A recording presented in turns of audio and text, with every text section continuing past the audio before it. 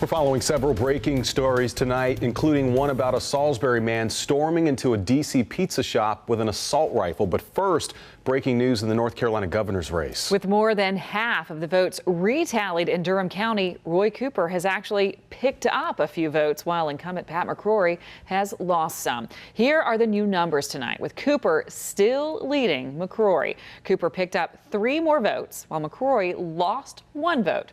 They still have about 15,000 votes to go in this recount. We closed out 3 of the 5 one-stop sites. That we had a very, very long day today. Now, again, this was only a partial recount. The Durham County Board of Elections is going to continue their recount tomorrow morning, beginning at 9 a.m.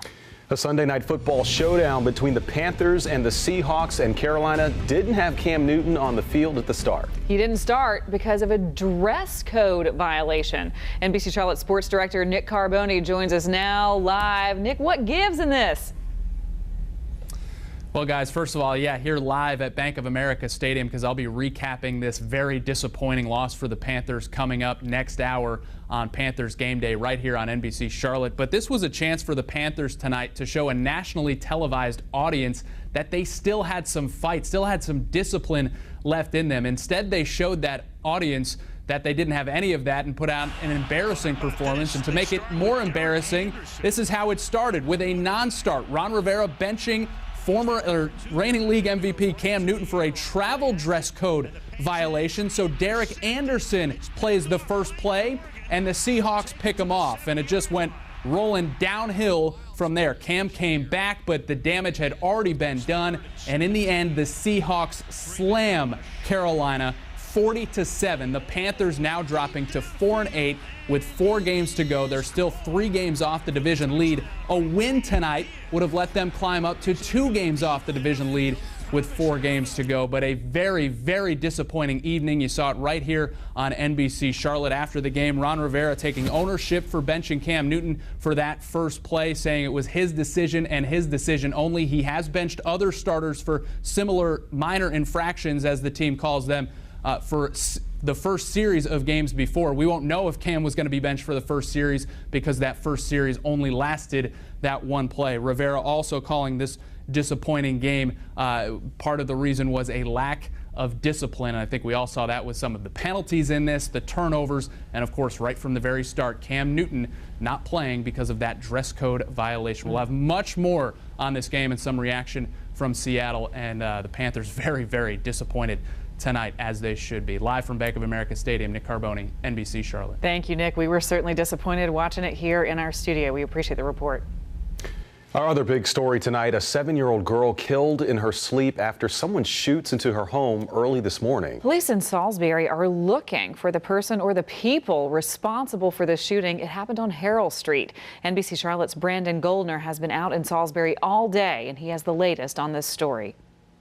Ayana's family says they have a lot of unanswered questions, including why someone would kill a 7-year-old girl. Salisbury firefighters rip into this bush as detectives stand by, hoping it contains clues as to who shot into this window, killing 7-year-old Ayana Allen. She was giving us a selfie. This is one of the few pictures Laura Robinson has left of Ayana. She says her sister-in-law, Shirley Robinson, who was Ayana's grandmother, was sleeping with her granddaughter early Sunday morning when she saw what looked like sparkles. She said, and when she seen a sparkle, she just heard gunshots. Family members say those shots struck Ayana in the head and Shirley Robinson in the leg. Ayana died in the home. It's just shocking, and it's shocking to the family. She says Ayana was a fun-loving little girl who enjoyed taking selfies. Just so much life, and love to dance and love everybody. I love you. She always tell me she loved me. Words she will no longer hear. Selfies she wishes she had more of. She would take so many pictures, I'd erase them. Now I hate I did. Family members say Ayana's death comes 7 years after her own father was shot and killed when she was a baby. In Salisbury, Brandon Goldner, NBC Charlotte. Now, just a couple of hours before that shooting, there was another one in Salisbury. Officers responding to the Firewater restaurant on Avalon Drive just before 1:30. When they got there, they were told someone had been shot in the parking lot, was taken to the hospital. The victim, 22-year-old Sharad Raheen Mathis, died at the hospital. Authorities haven't yet told us whether the shooting was connected in any other way to the other. We sent out alerts about both of these stories. For breaking news on the go, download the NBC Charlotte mobile app. It's a free download in your app store. Turning now to our forecast, we're going to be seeing more rain at the start of our work week this week, and even temperatures are dropping into the teens on some nights. Chief Meteorologist Brad Panovich joins us right now. Brad, this is a cold snap. But is it here to stay? Is it going to stay cold? Yeah, it is going to get even colder than we've seen recently. The big story in the next 24 hours is going to be the fact that we're going to see more rain move into the region. Over the next 24 hours, showers are going to continue to move back into the region, and those showers are going to continue to produce some heavy rain, especially as we go into Tuesday.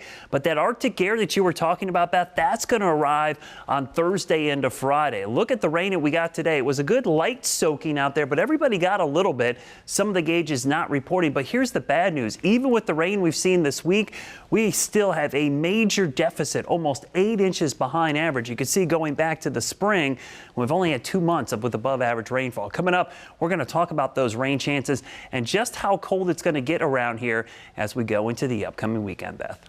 Thanks so much, Brad. Now back to that breaking news out of D.C., where a Salisbury man is facing charges tonight after he stormed into a pizza place there with an assault rifle and a handgun, according to reports. Police there say 28-year-old Edgar Welch went in to investigate the alleged Pizzagate conspiracy theory. He allegedly pulled the gun on an employee who was able to get away and then call police. The owner of the shop says this goes to show everyone should combat fake news stories.